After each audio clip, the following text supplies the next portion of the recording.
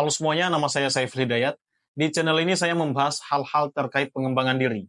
Di video kali ini, saya ingin berbagi sebuah konsep penting yang bisa membantu kita maju dan berkembang dalam hidup. Mengosongkan gelas. Langsung saja kita masuk ke pembahasannya. Mungkin kalian sudah pernah mendengar istilah ini sebelumnya, tapi dalam video ini, saya akan membahasnya dalam konteks yang lebih praktis dan nyata. Termasuk salah satunya mengenai penipuan investasi bodong yang sempat terjadi di daerah saya. Ada banyak sekali korbannya. Saya harap ini bisa menjadi pelajaran untuk kita semua. Saya akan menjelaskan bagaimana mengosongkan gelas bisa menjadi sangat penting untuk perkembangan kita, terutama dalam menghindari kesalahan besar yang banyak orang lakukan. Tapi sebelum kita lanjut, saya ingin menjelaskan dulu apa sih yang dimaksud dengan mengosongkan gelas dan kenapa itu penting. Jadi, mengosongkan gelas adalah filosofi yang mengajarkan kita untuk membuka hati dan pikiran kita terhadap hal-hal baru. Jika kita punya gelas yang penuh dengan air, maka tidak akan ada ruang untuk menambah air yang baru. Begitupun dalam hidup kita, jika kita sudah merasa tahu segalanya dan tidak ada lagi ruang untuk belajar, kita akan kesulitan berkembang. Dengan mengosongkan gelas, kita bisa menerima ide baru, pengetahuan baru, dan cara-cara baru untuk menghadapi masalah. Ini penting banget, apalagi dalam dunia yang sangat dinamis seperti sekarang ini. Sekarang mari kita lihat, bagaimana sih mengosongkan gelas ini bisa membantu kita dalam hal yang lebih praktis. Misalnya dalam pengambilan keputusan keuangan atau investasi. Beberapa hari yang lalu, terjadi penipuan investasi bodong di daerah saya. Banyak sekali memakan korban. Saya sering mengingatkan kepada teman-teman saya, keluarga saya, dan semua orang yang saya temui di daerah saya untuk berhati-hati dengan investasi ini. Saya udah maki-maki tuh di status-status WA saya. Saya berkuar-kuar bahwa ada beberapa investasi yang kelihatannya menguntungkan, tetapi sebenarnya itu penipuan. Tapi apa? Banyak yang tidak mau mendengarkan saya. Bahkan, beberapa korban dari investasi ini adalah guru, ustadz, dan banyak orang-orang hebat lainnya. Mereka nggak mau dengerin saya. Mereka berpikir saya cuma anak kecil dan nggak tahu apa-apa. Apakah karena kamu udah ustadz, guru, dan orang-orang hebat yang katanya S1, S2, dan seterusnya, jadi kamu nggak mau dengerin saya? Apakah karena saya anak kecil dan kamu lebih tua, jadi kamu nggak mau dengerin saya? Ada beberapa orang yang ketika saya keluar-keluar di status WA saya, mereka bilang, ah sok pinter kamu, ah kamu anak kecil tahu apa, ah kamu kalau nggak paham investasi nggak usah sok pinter. hei orang-orang pinter, bacaan-bacaan saya itu lebih tinggi daripada kalian. Kalian tuh mentok-mentok buka Google nyarinya apa coba? Skor pertandingan bola semalam. Informasi-informasi seperti itu kan yang kalian cari. Coba kalian gunakan HP kalian untuk mencari informasi-informasi yang lebih berfaedah, yang lebih berkaitan sama kehidupan kalian sendiri. Kamu juga kalau nonton TV, beritanya itu-itu aja, muter-muter mulu. Pembunuhan, pemerkosaan, penculikan, perceraian artis. FYP TikTokmu juga video-video alay, kata-kata sedih karena diputusin cewek. Oh, pergilah kasih, kejarlah kebahagiaanmu jika kamu tidak bahagia denganku. Ya iyalah, siapa yang bahagia dengan cowok alay dan lemah kayak kamu? Terus kamu upload di story WhatsAppmu gitu, berharap dia kembali ke kamu. Enggak, bos. Dia malah jijik sama kamu. Akhirnya FYP TikTokmu tentang gitu-gituan semua, sampai membuat kamu tuh cengeng banget. Jadi kamu sudah disibukkan dengan berita-berita seperti itu, dan kamu nggak punya waktu lagi untuk mencari tahu apa yang sebenarnya terjadi di dunia ini. Kenapa mereka tidak mau mendengarkan saya?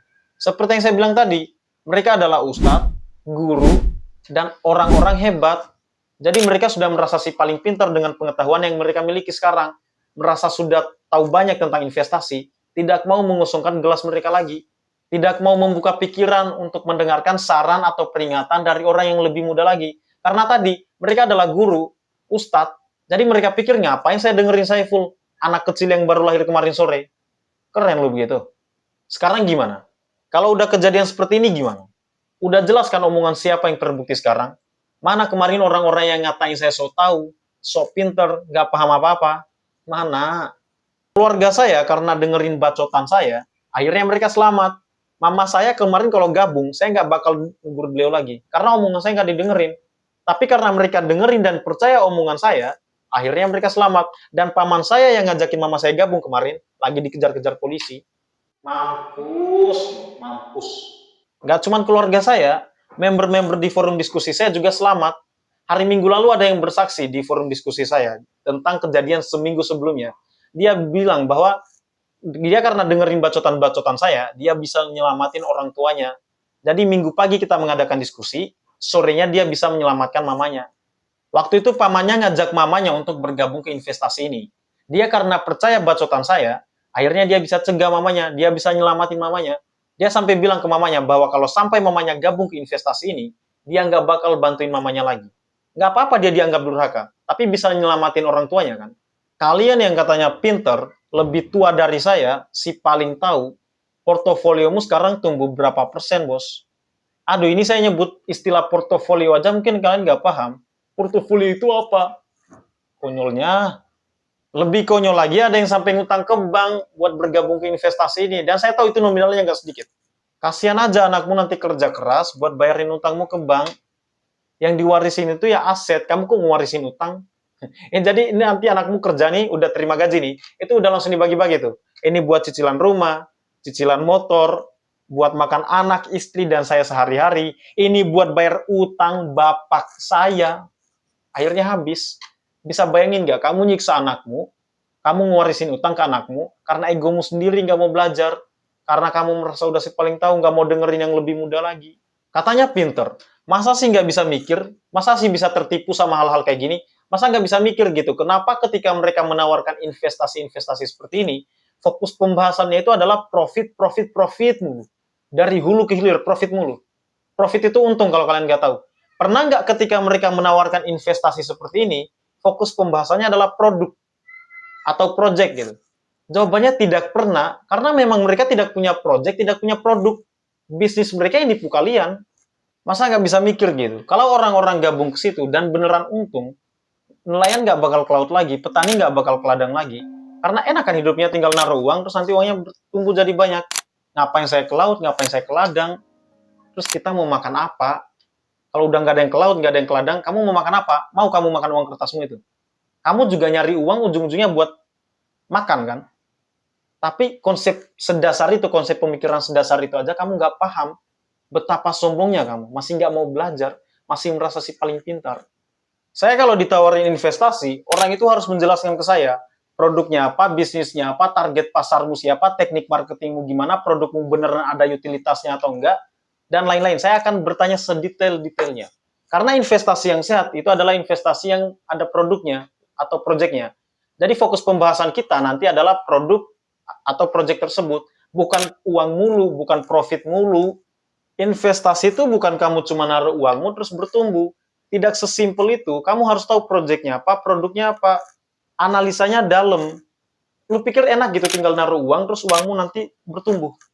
Enggak, bos. Analisanya dalam. Kamu harus analisa dulu. Proyeknya apa, produknya apa. Kamu paham uang enggak, pernah mengenyam literasi finansial enggak, pernah paham ilmu dasar ekonomi enggak, bahkan hal sedasar portofolio aja kalian nggak paham.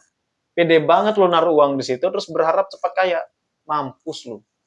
Terus uangmu kalau udah hilang gitu mulai tuh kamu nyalahin orang lain. Oh, mereka menipu saya, mereka merampok uang saya, Pak polisi tolong tangkap mereka. Kamu yang bodoh, tidak perlu menyalahkan orang lain. Terus dengan keluar-keluar seperti itu kamu berharap uangmu dibalikin gitu. Berharap mereka bisa jadi baik ke kamu gitu. Nggak bisa. Nggak mungkin semua orang di dunia ini baik ke kamu. Itu di luar kendali kita. Pintar-pintarnya kita menjaga diri aja. Mereka nggak takut ketahuan polisi. Mereka nggak takut ketangkep polisi. Mereka sudah mengumpulkan banyak uang dari kalian. Mereka kalau ditangkap polisi paling, ya elah Pak polisi ini 2 ikat nih. Udah ya, selesai ya, beres ya. Sesimpel itu. Akhirnya yang ditangkap ini ya orang-orang yang ngajakin orang buat masuk. Saya malah kagum dengan para pelaku ini. Saya bukan membenarkan penipuan mereka. Penipuan mereka memang salah, tapi yang saya kagumi adalah mereka mau berproses. Sebelum mereka masuk ke daerah ini, mereka sudah melakukan survei. Gimana nih supaya penipuan kita berhasil? Mereka mau nipu aja harus melewati prosesnya supaya dapat hasilnya. Lah kamu mau kaya tanpa proses, itu nggak masuk akal. Nanti ketika kesempatan investasi yang benar-benar investasi datang ke kamu bakal nolak karena kamu udah kapok. Padahal investasi itu penting, saya juga butuh investasi. Tapi saya tahu investasi mana yang bodong dan investasi mana yang sehat. Itu bedanya kita. Terus nanti kamu cerita ke orang-orang tuh bahwa investasi adalah penipuan. Kamu jelek-jelekin investasi, padahal nggak semua investasi jelek. Banyak investasi yang sehat. Kamu aja yang bodoh nggak mau belajar. Diajak belajar tuh susah, tapi diajak mampus cepet banget. Kamu mendingan kehilangan uang 20 juta dalam satu waktu, daripada kamu nyicil bayar bulanan untuk belajar. Jangan merasa si paling tahu, dimanapun adalah sekolah, dan siapapun adalah guru sekaligus murid. Itu kata-kata dari Ki Hajar Dewantara, tapi tadi saya tambahin dikit. Ketika adik-adik saya ngasih tahu sesuatu, saya juga tetap dengerin, karena saya yakin ada hal-hal yang mereka ketahui, tapi saya belum ketahui. Jadi ngapain gengsi? Kita itu bukan Tuhan, kita tidak bisa tahu semua hal. Kita itu cuma manusia biasa.